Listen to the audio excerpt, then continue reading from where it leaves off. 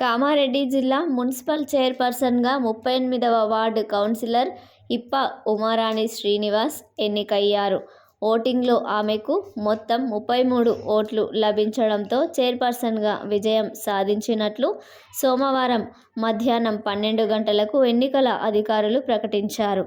ఈ ఎన్నికతో కామారెడ్డి మున్సిపల్లో కాంగ్రెస్ ఆధిపత్యం స్పష్టమైంది. ఆమె విజయం పార్టీ శ్రేణుల్లో ఉత్సాహాన్ని నింపింది. స్వతంత్ర అభ్యర్థిగా గెలుపొందిన ఇప్ప ఉమారాణి శ్రీనివాస్ అనంతరం కాంగ్రెస్లో చేరారు. నాలాంటి ఒక సాధారణ ముదిరాజ్ అమ్మాయికి ఇట్లాంటి గొప్ప అవకాశం ఇచ్చిన కాంగ్రెస్ పార్టీకి, రేవంత్ రెడ్డి గారికి, షబ్బీర్ అలీ గారికి నా ధన్యవాదాలు. మమ్మల్ని నమ్మి ఇంత మంచి అవకాశాన్ని, ఈ పదవిని మాకు అందజేసిన శ్రీ గౌరవనీయులైన షబ్బీర్ అలీ గారి నా నమ్మకాన్ని నిలబెట్టుకొని మేము ముందుకెళ్తాము. ఖచ్చితంగా మేము పట్టణ అభివృద్ధికి సహకరించి ముందుకు తీసుకెళ్తాం.